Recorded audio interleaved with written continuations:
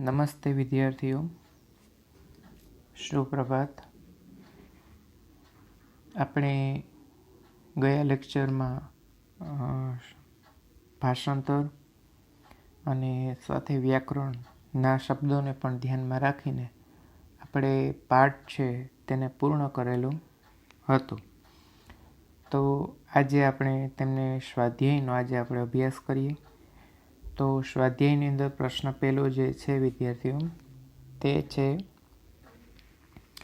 કે અધોલિખિતેભ્યઃ વિકલ્પેભ્યઃ સમુચિતમ ઉત્તરમ ચિનુત. વિદ્યાર્થીઓ, જ્યાં વાક્ય હોય ત્યાં વ્યાકરણ હોય, આ હંમેશા માટે યાદ રાખો. કોઈ પણ ભાષા હોય વિદ્યાર્થીઓ, તમને તેનું વ્યાકરણમાં સચોટ જો ખ્યાલ હોય વિદ્યાર્થીઓ, તો કોઈ પણ ભાષાનું વાક્ય છે તે સમજાય. એટલે તમે ઇંગ્લિશ ભાષા લો, હિન્દી લો, સંસ્કૃત લો, ગુજરાતી લો, કોઈ પણ લો, પરંતુ તેની સત્ય અને ઊંડાણપૂર્વકની સમજણ ત્યારે પ્રાપ્ત થાય કે જ્યારે તેના વ્યાકરણની અંદર ખ્યાલ હોય. આ બધું કહેવા પાછળનું કારણ એ કહી અધોલિખિતેભ્યઃ અને વિકલ્પેભ્યઃ આ શબ્દ પણ વિદ્યાર્થી વ્યાકરણ રિલેટેડ જ છે અને તે વિભક્તિ રિલેટેડ છે. આપણે બોલીએ છીએ જનેભ્યઃ, બરાબર. આમ જોઈએ તો 2 વાર આવે, ચતુર્થી વિભક્તિમાં આવે, પંચમી વિભક્તિમાં આવે, રાઈટ. પરંતુ નીચે લખેલા વાક્યોમાંથી, વિકલ્પોમાંથી, તો થી, માંથી, પરથી, આ શેના, આ કયા પ્રત્યયો છે? તો કે પંચમી વિભક્તિમાં છે, રાઈટ. તો અહીં પંચમી વિભક્તિનો પદ લખેલું છે. આપણે આગળ વધીએ છીએ અને આગળની અંદર ડાયરેક્ટ આપણે પ્રશ્ન નંબર 2 ને ધ્યાનમાં લઈએ છીએ, રાઈટ. તો અધોલિખિતાનાં પ્રશ્નાનાં પ્રકોષ્ઠગતસ્ય યોગ્યરૂપેણ ઉત્તરમ લિખત. કે નીચે લખેલા પ્રશ્નોના કાઉન્સમાં પ્રકોષ્ઠગતસ્ય કે કાઉન્સમાંના યોગ્ય રૂપે ઉત્તર લખો, બરાબર. હવે અહીં એવું લખેલું છે કે અસ્તિ વીતદાસો નામ પ્રભુતલોપઃ ખાલી જગ્યા વણિકજનઃ. તો અહીં વિદ્યાર્થીઓ કાઉન્સમાં સમૃદ્ધ આપ્યું છે, તો ત્યાં વિસર્ગ જોડવાનો છે. એટલે પહેલામાં શું આવશે? સમૃદ્ધ, બરાબર. પછી બીજું છે કાનિચિત લઘુની ખાલી જગ્યા પાત્રાણામ અપી તત્ર સ્થાપિતાની. તો તેની અંદર વિદ્યાર્થીઓ આવશે અહીં નૂતનાની, બરાબર. કાનિચિત લઘુની નૂતનાની, બરાબર. આ બધા વિભક્તિ રિલેટેડ વિદ્યાર્થીઓ શબ્દો છે, બરાબર. પછી ખાલી જગ્યા કતિપયેષુ દિવસેષુ. તો કતિપયેષુ આગળ આવશે વ્યતીતેષુ, બરાબર. પછી ખાલી જગ્યા તસ્મૈ ખાલી જગ્યા પાત્રાણી દત્તવાન. તસ્મૈ સર્વાણી ઇષ્ટાની, બરાબર. પાત્રાણી દત્તવાન. કૂટનાથ ખાલી જગ્યા કથયત કૂટનાથઃ સશોકમ, બરાબર. મખોડ. હવે આવે છે પ્રશ્ન નંબર 3. તેમાં ડાયરેક્ટ વિદ્યાર્થીઓ હું જવાબ બોલું છું, તમારે માત્ર સાંભળીને જવાબ લખવાના છે, બરાબર. તો પહેલામાં લખો અતિથિ ભૂતાનામ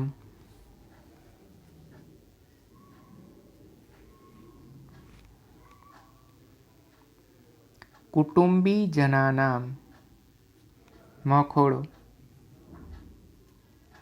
ભોજનાદિ કાર્યક્રમાય कूटनाथः पात्राणि अयाचत। तो आखो અને પૂર્ણવિરામ। સંસ્કૃતમાં પૂર્ણવિરામ માટે ઊભી લીટી। નંબર 2 આન્સર अपत्य रूपेण नूतनानि पात्राणि संप्राप्य वीतदासः प्रसन्नः संजातः।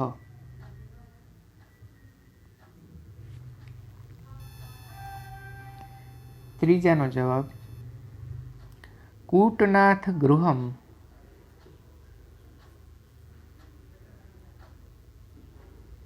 ગત્વા વીતદાસः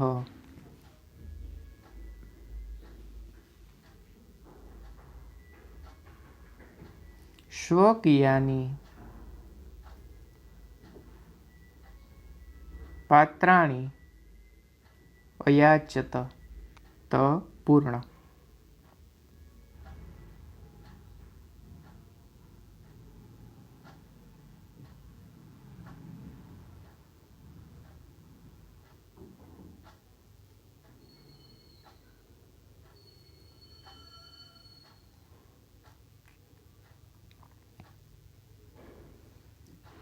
नंबर 4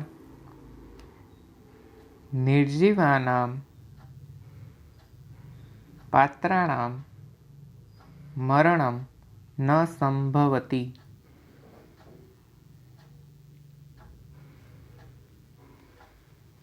नंबर 5 जगति यत् समुत्पन्नम, એટલે હું આખો શબ્દ બોલું રિપીટ, યત સમુત્પન્નમ ન અડધો એક આવશે ને એક આખો અને એની માથે અનુસ્વાર, તત ત ખોડો, સર્વથા ધ્રુવમ નશ્યતિ।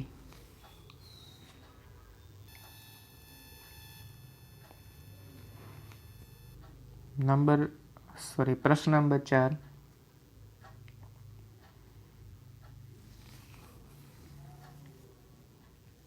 डायरेक्ट जवाब बोलू छू विद्यार्थीओ। पहला में आवशे कर्तरी भूतकृदंत,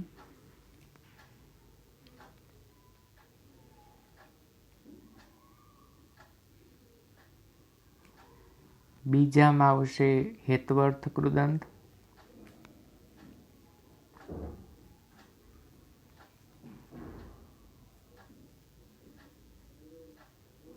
तीजा में आवशे कर्मणी,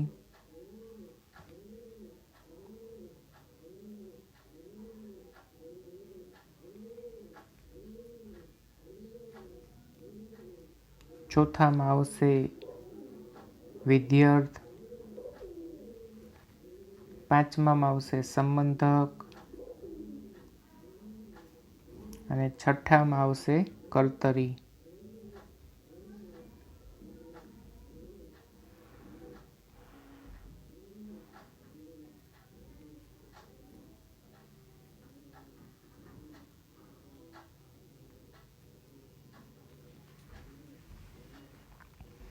प्रश्न नंबर 5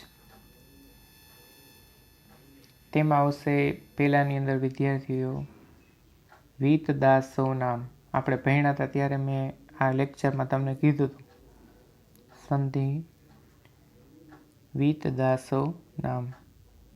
संधि ज्यारे जोड़वानी होय त्यारे विद्यार्थीओ प्लसनी निशानी मूकवानी नहीं।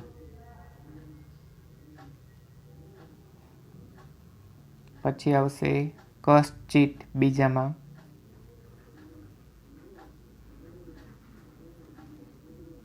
पछी आवशे त्रीजामां धनिको अपी। हवे जे अपी छे ने विद्यार्थीओ त्यां अवग्रहनी निशानी आवशे। મીન્સ તમારા શબ્દોમાં કહીએ તો ડ. ઘણી વખત સ્ટુડન્ટો બોલે ને ધનિકો ડપી, એ ડ નથી, અવગ્રહ ચિહ્ન છે, બરાબર. એટલે ધનિકો અવગ્રહ ચિહ્ન, નેક્સ્ટ પી. ઓકે, પછી આવશે ચોથામાં સ્વો અવગ્રહ ચિહ્ન તિથય. અવગ્રહ ચિહ્ન એટલે સમજી લેવાનું વિદ્યાર્થીઓ કે ડ નું ચિહ્ન, બરાબર. એટલે લખો સ્વો, સ્વો, પછી અવગ્રહ ચિહ્ન તિથય, યની પાછળ વિસર્ગ. પછી પાંચમામાં આવશે વીત દાસ તસ્મૈ, વીત દાસ તસ્મૈ, સ અડધો. પછી આવે છે પ્રશ્ન નંબર 6 વિદ્યાર્થીઓ.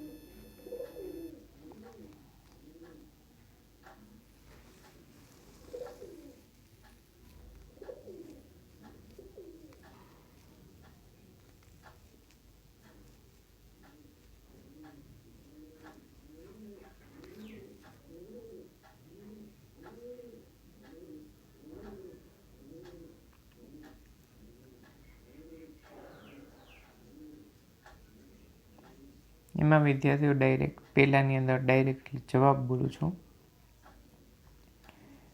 પહેલામાં કેહે,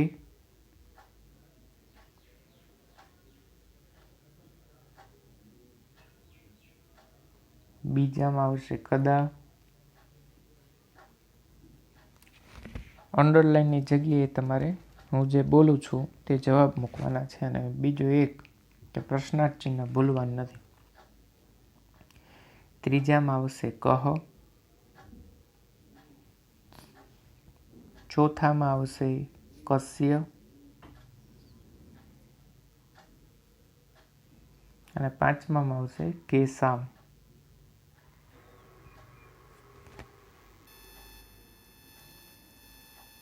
હવે પ્રશ્ન નંબર 7. સૂચના અનુસાર શબ્દ રૂપમ લિખત. બરાબર.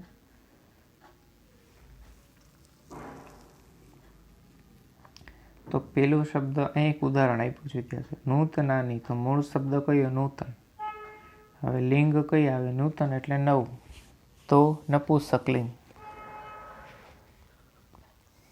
તો વિભક્તિ, તો નપુંસકલિંગનું કોષ્ટક અકારાંતમાં જુઓ તો પ્રથમ અને દ્વિતીય બંનેમાં આવે છે અને બહુવચનમાં આવે, બરાબર.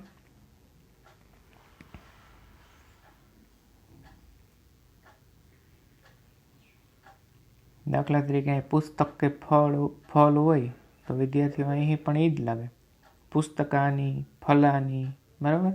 એટલે યાદ રાખો. હવે અહીં પેલું છે તો કે પાત્રાણામ. પાત્રાણામનો મૂળ શબ્દ શું છે? તો કે તે છે પાત્ર. તો પાત્ર શેમાં આવે? તો કે નપુંસકલિંગમાં. તો લખવો નપુંસકલિંગ. હવે વાત આવી વિભક્તિ. તો વિભક્તિની અંદર તો તેની અંદર આવશે ષષ્ઠી.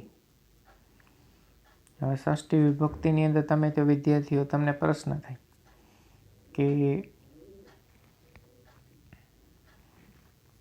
ષષ્ઠી વિભક્તિની અંદર નપુંસકલિંગમાં અને પુલ્લિંગમાં બંનેમાં શું એક જ આવે? કારણ કે આપણે બોલીએ જનાનામ, ષષ્ઠી વિભક્તિ બહુવચનમાં જાઓ, જનસ્ય, જનયોઃ, જનાનામ, તો નપુંસકલિંગમાં પણ સેમ છે, રાઈટ. એટલે આવશે પાત્રાણામ માં ષષ્ઠી વિભક્તિ બહુવચન. પછી ઉપાયેન. તો વિદ્યાર્થી મૂળ શબ્દ કયો? તો કે ઉપાય. લિંગમાં તો કે પુલ્લિંગ.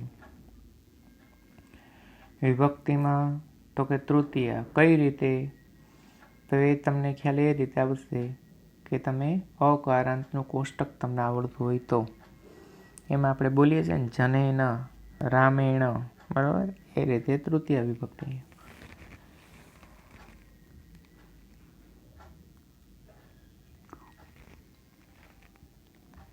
વચનમાં એક વચન લખો. પછી વિદ્યાર્થીઓ આવશે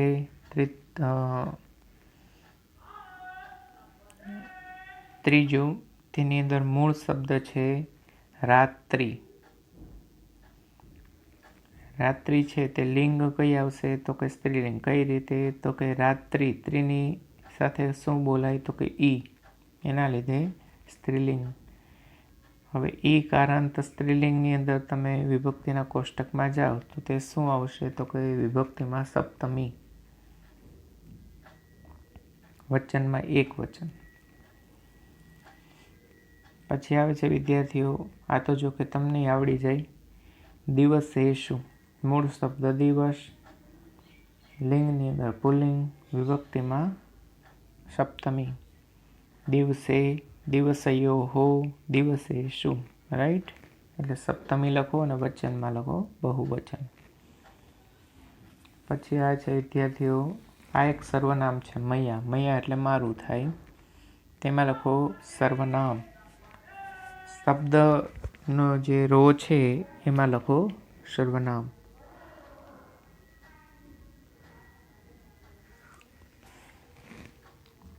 લિંગની અંદર લખો વિદ્યાર્થીઓ સર્વલિંગે શું સમાન, કારણ કે બધા લિંગમાં સર્વનામ ચાલે, રાઈટ? કોઈ નિશ્ચિત લિંગનું સર્વનામ ન હોય. વિભક્તિ છે તેની અંદર લખો તૃતીય. મૈયા એટલે મારા દ્વારા, મારાથી, બરાબર? પછી લખો વિદ્યાર્થીઓ વચનમાં એક વચન, રાઈટ? તો અહીં આપણું વિભક્તિનું કોષ્ટક પૂર્ણ કરી પ્રશ્ન નંબર 8માં જઈએ. પ્રશ્ન 8માં એવું લખ્યું કે ક્રિયાપદમ વર્તમાન કાલે પરિવર્ત્ય વાક્યહમ પુનઃ લિખત.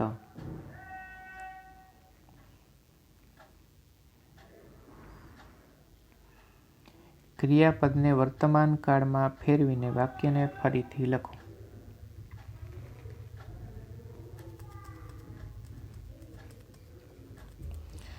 હવે વિદ્યાર્થીઓ, અહીં આ પ્રશ્ન ટેન્સ રિલેટેડ છે, બરાબર? તો કે અહીં કયા કયા ટેન્સ છે? તો કે પાસ્ટ એન્ડ પ્રેઝન્ટ.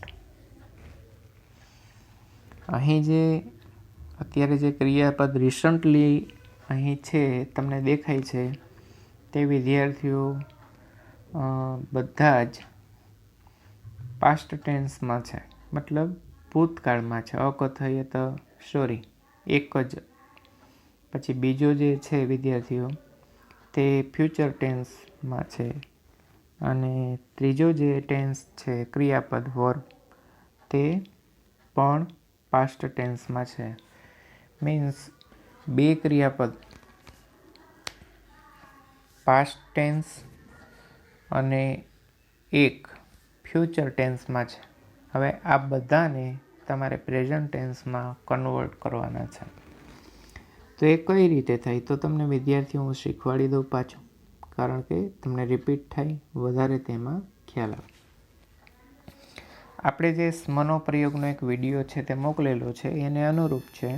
ફરક એટલો છે કે તેમાં વર્તમાન કાળમાં ફેરવીને સ્મ લગાડવાનો હોય, પરંતુ આમાં ક્યાંય સ્મ લગાડવાનું નથી, રાઈટ?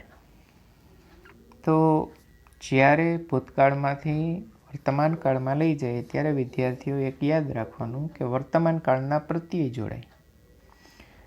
અને નંબર 2, ભૂતકાળનું ક્રિયાપદના રૂપની આગળ અ હંમેશા હોય તો તે નીકળી જાય. તો ઉપસર્ગ આપેલું હોય વિદ્યાર્થીઓ તો હંમેશા આગળ અ નથી હોતો, આ બી યાદ રાખવું. તો હવે અહીં અકથયત છે. તમને કદાચ મનમાં પ્રશ્ન થાય વિદ્યાર્થીઓ કે સાહેબ પ્રત્યય કયો જોડવાનો? બરાબર, ભૂતકાળનું છે અત્યારે ક્રિયાપદ, તો તેમાં પ્રત્યય વર્તમાન કાળનો જોડશો ત્યારે વર્તમાન કાળ બનશે ને, તો એ કયો જોડવાનો? તો તમારે એ જોડવાનો કે જે ભૂતકાળના પુરુષ અને વચનનો પ્રત્યય જે હોય તે જ પુરુષ અને વચનનો પ્રત્યય વર્તમાન કાળમાં લઈ લેવાનો. રેડી? હવે અહીં પદને પણ ધ્યાનમાં રાખવાના વિદ્યાર્થી. કયા પદનો પ્રત્યય છે એ જ વર્તમાન કાળના પદમાં ગોતવાનો. તો અહીં અકથયત છે, તો હવે અકથય્યમાંથી પહેલી શરત કયું? તો કે અ નીકળી જાય, રાઈટ. એટલે હવે શું વધ્યું? કથય્યત. હવે કથય્યત છે તો એમાં ત એ કયા પુરુષના વચનનો છે? તો કે ત્રીજો પુરુષ એક વચન અને પરસ્મય પદ. તો વર્તમાન કાળમાં ત્રીજો પુરુષ એક વચન પરસ્મય પદ શું આવે? તો કે તી. તો તેમાં વિદ્યાર્થીઓ શું આવશે? કથયતી, રાઈટ. એટલે તમે લખશો શું હવે? તો કે કૂટનાથ કૂટનાથ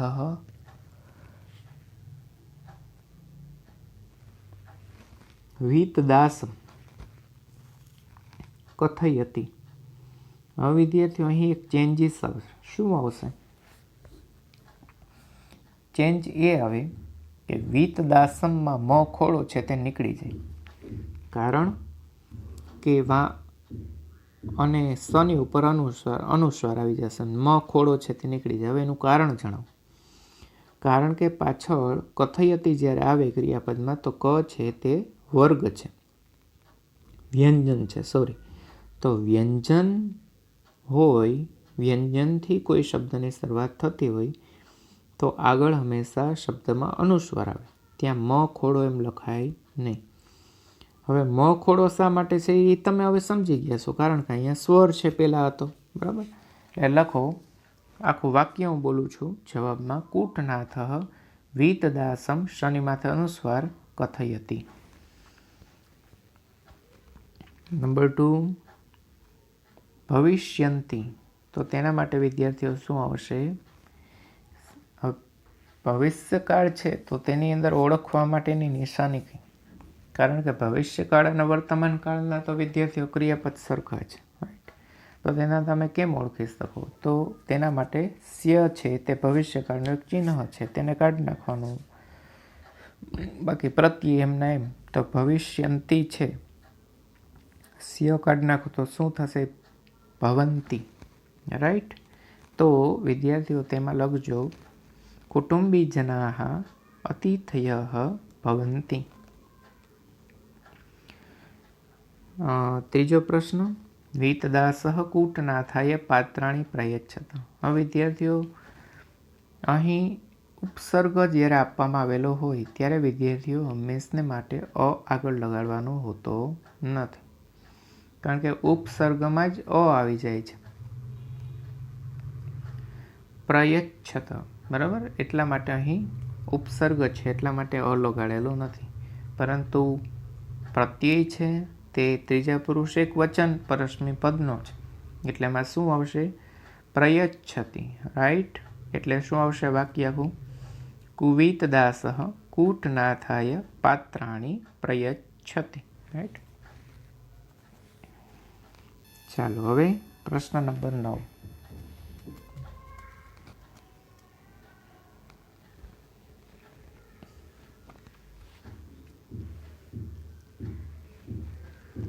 ડાયરેક્ટ જવાબ. મહેમાનો આવવાના છે અલ્પવિરામ એવું બહાનું કાઢીને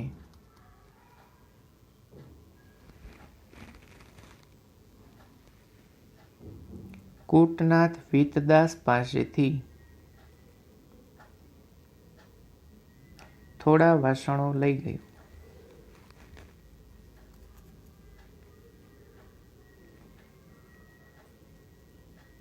પછી વાસણો પાછા આવ્યા ત્યારે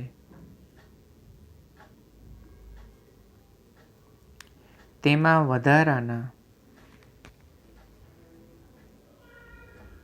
થોડા નાના નવા વાસણો હતા.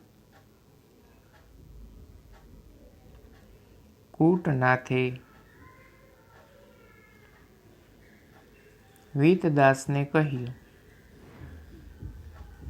કે તમારા વાસણોની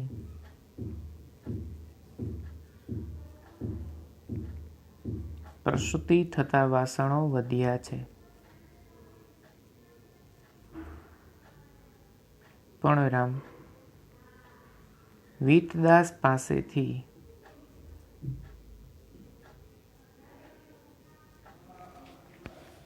બીજા વાસણો મેળવવા માટે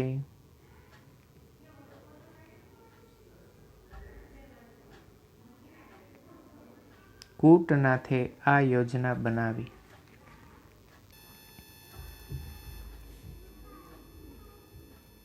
ત્યારબાદ બીજાનો જવાબ. કેટલાક દિવસો પછી કૂટનાથે વીતદાસ પાસે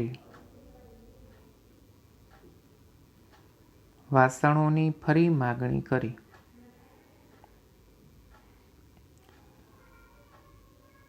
આપેલા વાસણો કરતા પણ વધારે વાસણોનો લાભ થશે એવી ખરાબ બુદ્ધિથી પ્રેરિત વીતદાસે તેને બધા જોઈતા વાસણો આપ્યા.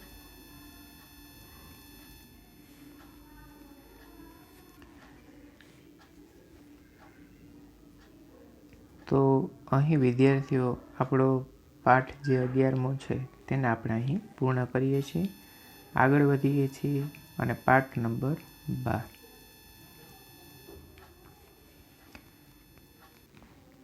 આ પાઠ 12મો જે વિદ્યાર્થીઓ છે તેનું શીર્ષક છે કલિકાલ સર્વજ્ઞ હેમચંદ્રાચાર્ય. આ પાઠ એક આપણા જે મુખ્ય ધર્મો છે ભારત દેશમાં તેમાંનો એક ધર્મ અને તે છે જૈન ધર્મ. એ જૈન ધર્મની અંદર મહાન આચાર્ય થઈ ગયા કે જેમણે ઘણી બધી માનવ જીવનને પ્રેરણા આપી છે. સાથે સાથે એક શિક્ષણ જગતમાં પણ તેમણે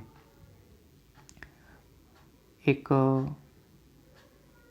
આગવું પ્રદાન કર્યું છે અને તેની નોંધ આપણા ભારત દેશના ઇતિહાસમાં અને આજે પણ તેની નોંધ અવિરતપણે અને અવશ્યપણે લેતી રહેવાયેલી છે.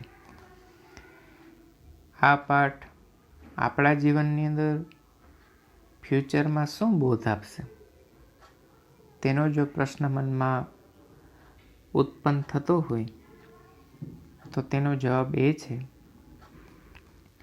કે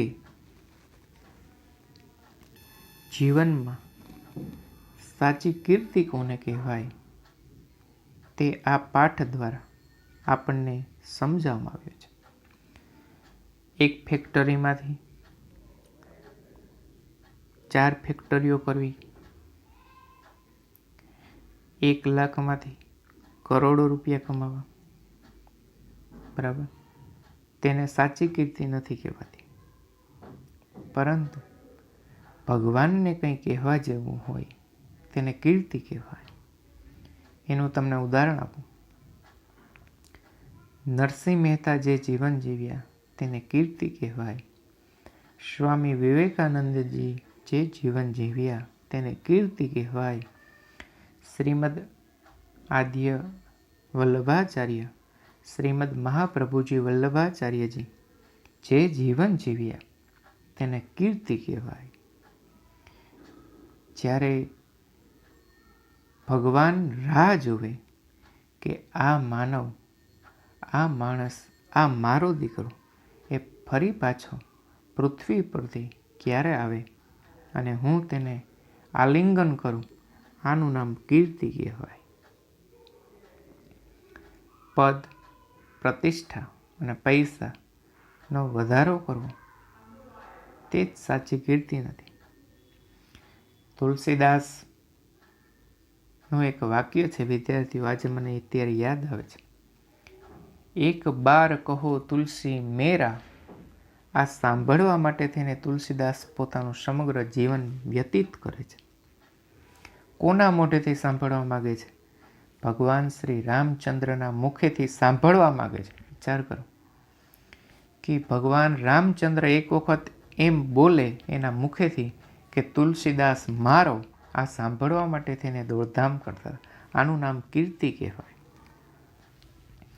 તો અહીં કલિકાલ સર્વજ્ઞ એટલે કે કળિયુગમાં પણ કોઈ પણ સમયની અંદર પણ જે સર્વજ્ઞ છે, જ્ઞાની છે, તે હેમચંદ્રાચાર્યનું આજે ચરિત્રનું આપણે દર્શન કરવાના છીએ અને તેમને આજે નમસ્કાર કરવાના છીએ. બીજી બાબત કે વિદ્યાર્થીઓ, આપણી ભારતીય સંસ્કૃતિ એક વસુધૈવ કુટુંબકમ અને નંબર 2 કે વિવિધતામાં એકતા ધરાવનારો આપણો ભારત દેશ છે.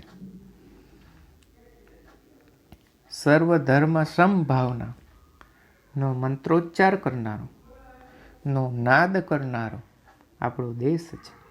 માટે આપણો દેશ બિન સાંપ્રદાયિક દેશ છે. જ્યારે પાકિસ્તાન દેશ છે તે સાંપ્રદાયિક આવે, આપણો દેશ બિન સાંપ્રદાયિક છે. અર્થાત અહીં કોઈ પણ ધર્મનો વ્યક્તિ છે તે ભારત દેશનું નાગરિકત્વ લઈ શકે છે. કારણ કે આપણો વેદ, આપણી સંસ્કૃતિ, આપણો ધર્મ તે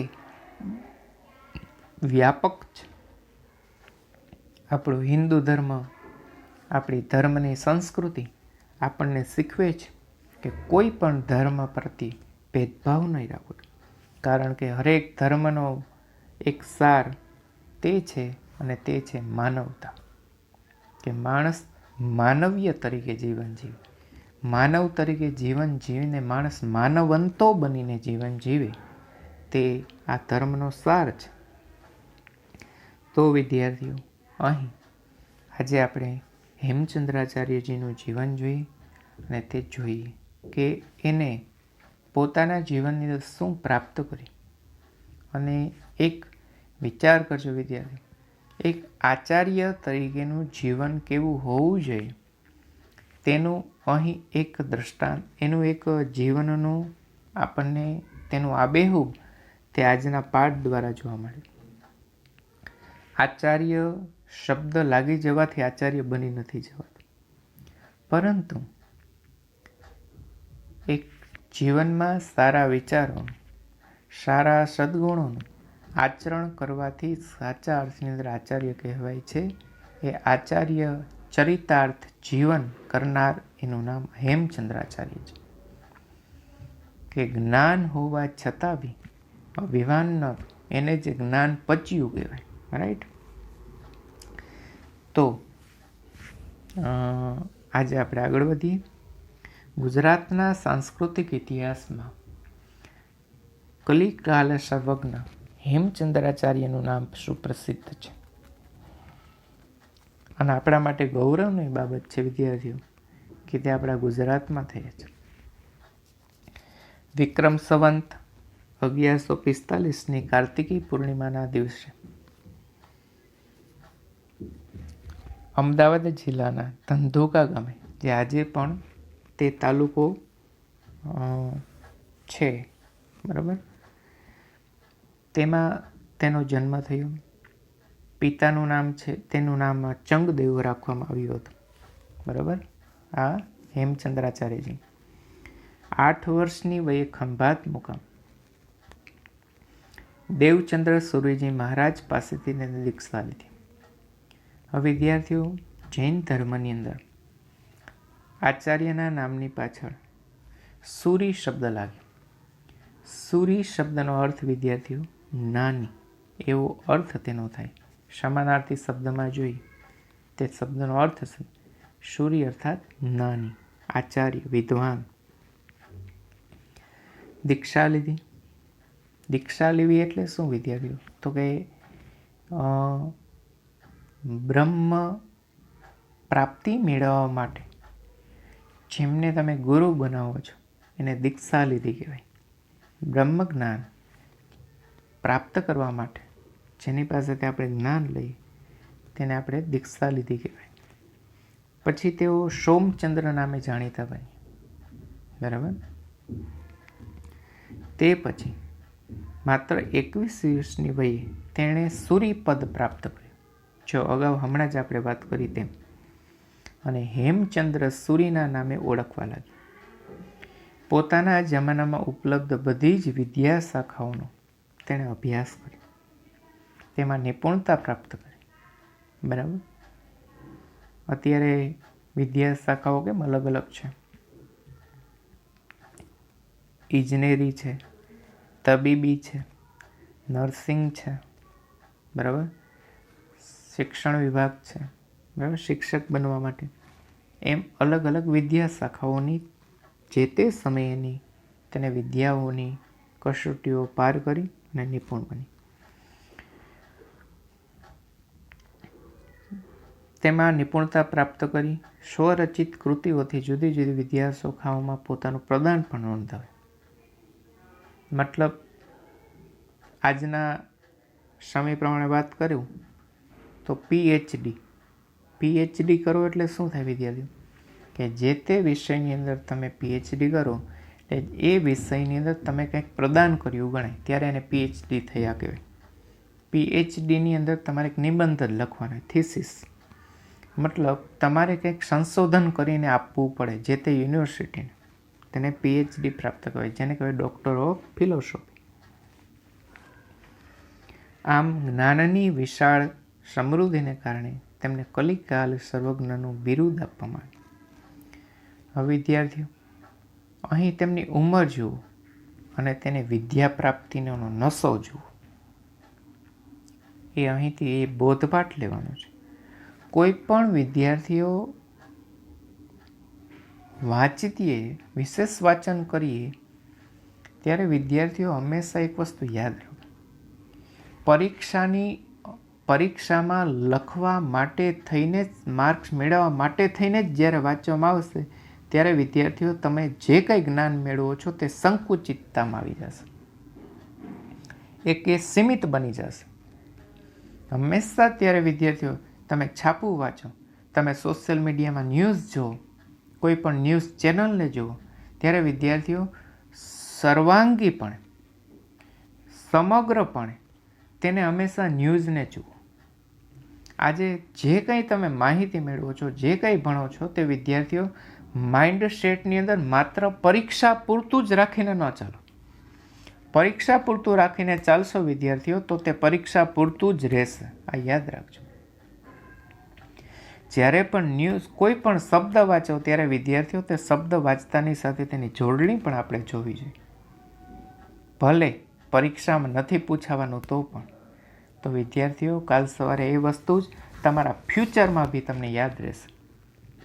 આજે બેંકની અંદર ઘણા લોકો જાય છે તો બેંકની અંદર એફડી મૂકે છે, બરાબર. તો એફડીની અંદર વિદ્યાર્થીઓ ઘણી વખત એની અંદર એ ચક્રવર્તી વ્યાજ લાગ્યું હોય, સાદું વ્યાજ લાગેલું હોય છે, તો બી આપણે મૂલ્યાંકન કરી શકતા નથી, બરાબર.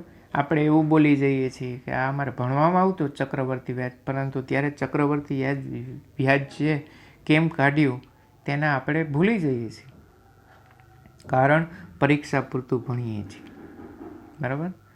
તો એને આપણે વ્યાપક બનાવી. સિદ્ધરાજ જયસિંહ માળવાના રાજા ભોજ ઉપર વિજય પ્રાપ્ત કરી આમ જ્ઞાનની વિશાળ સમૃદ્ધિને કારણે તેમને કલિકાલ સર્વજ્ઞનું બિરુદ આપવામાં આવ્યું.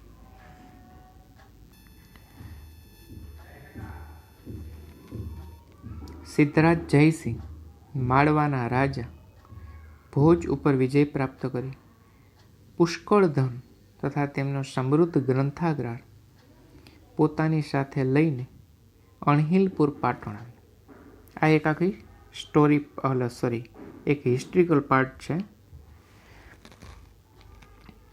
હિસ્ટ્રિકલ પેરેગ્રાફ છે. આજે સ્ટાર્ટ હું બોલું છું તેમ કે સિદ્ધરાજ જયસિંહની વાત છે.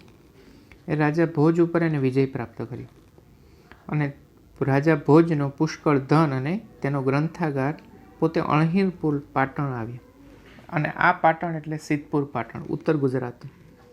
ત્યારે તેમણે આવકારવા વિદ્વાનોનું એક વૃંદ મીન્સ સમૂહ, જૂથ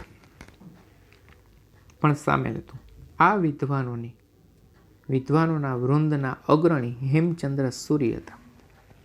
અને એમ કહેવાય છે કીર્તિ યસ્ય સહ જીવતી, અર્થાત જેની કીર્તિ જીવતી છે તે. અહીં આ વિદ્યાર્થીઓ એક સમાસ આવે છે, બરાબર. પૂછાઈ શકે સમાસ, તમને જે પૂછાય એમાંનો એક આ સમાસ છે. બહુવ્રીહી યાદ આવ્યું. મૃત્યુ પામેલ હોવા છતાં બી જીવતો છે. આપણે ચિરંજીવીઓ છે ને, આપણે ભારતીય વૈદિક વાંગ્મયમાં 7 અને તેનો આખો શ્લોક છે.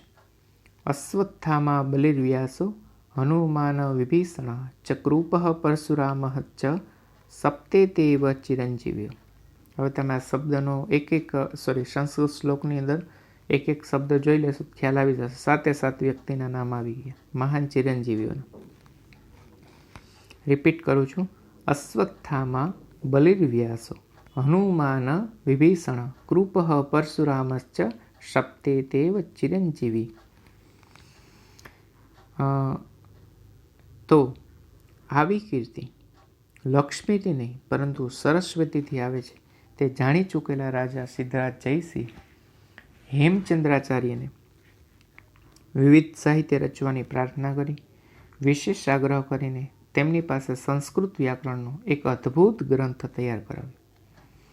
આ ગ્રંથ સિદ્ધ હેમ શબ્દાનુશાસન તરીકે પ્રસિદ્ધ છે. ગુજરાતના સાંસ્કૃતિક ઇતિહાસની આ ઘટનાને ધ્યાનમાં રાખીને પ્રસ્તુત પાઠને રજૂ કર્યો છે. અહીં તથ્યને ઉજાગર કરવાનો ઉપક્રમ રખાયો છે કે પોતાની કીર્તિ જાળવી રાખવાની ઈચ્છા ધરાવતા પ્રત્યેક માણસે સાહિત્યની ઉપાસના કરવી જોઈએ. અને જો આ સાહિત્યની ઉપાસના કરવામાં આવે વિદ્યાર્થીઓ, તો એમ કહી શકાય કે ખરા અર્થની અંદર માણસ ભણ્યો છે તે તેના ભણતરને તેને ગણતર સ્વરૂપે ગણવામાં. ઘણીવાર બોલીએ ને, ભણેલો છે પણ ગણેલો નથી. ગણેલો માણસ કોને કહેવાય? કે જેની અંદર વિવેક હોય, જેની અંદર વિનમ્રતા હોય, જે એક ઉપાસક હોય, કે જેમની પાસેથી મારું જીવન ને સમૃદ્ધિ મળે છે, જે મેળવવાથી મને જીવનને સુખ મળ્યું છે, આનંદ મળ્યો છે, મારું કુટુંબ સુખી બન્યું છે, તેમની હું સાચા અર્થની અંદર તેનો ઋણી બનું. ઋણી તો બન્યો છું, પણ તેનું ઋણ ચૂકવું, તેને સાહિત્યની ઉપાસના કરી કહેવાય. તો વિદ્યાર્થીઓ, અહીં આ પાઠમાંથી આ બોધ પ્રાપ્ત કરી અને આજે પણ આપણે જે કંઈ ભણીએ છીએ, ભલે આજે ઇન્ફોર્મેશન ટેકનોલોજીના દેશમાં આપણે જીવીએ છીએ, પરંતુ સાથે સાથે આ બધા પાઠ સંસ્કૃત ભણવાનું, ગુજરાતી ભણવાનું એ વિદ્યાર્થીઓનું એકમેવ કારણ એ છે કે આપણી સાંસ્કૃતિક વારસો અને સાહિત્ય તેની આપણને ખ્યાલ આવે અને તેનાથી આપણા જીવનનો બી વિકાસ થાય. અને એ બી ખ્યાલ આવે કે બુદ્ધિશાળીઓ આપણા દેશમાં જે તે ટાઈમે પણ હતા, પરંતુ જીવનમાં આનંદ મેળવવા માટે, સુખ મેળવવા માટે જ્ઞાન એ માપદંડ નથી. માહિતી એ સુખનો માપદંડ નથી, પરંતુ જીવન સાથે જ્ઞાન પણ હોવું જરૂરી છે, યથાર્થ જ્ઞાન. તો આજે અહીં સુધી વિષય વસ્તુને રાખી આવતા લેક્ચરની અંદર જોઈશું કે હેમચંદ્રાચાર્યજીનું જીવન શું છે. Thanks for watching this video.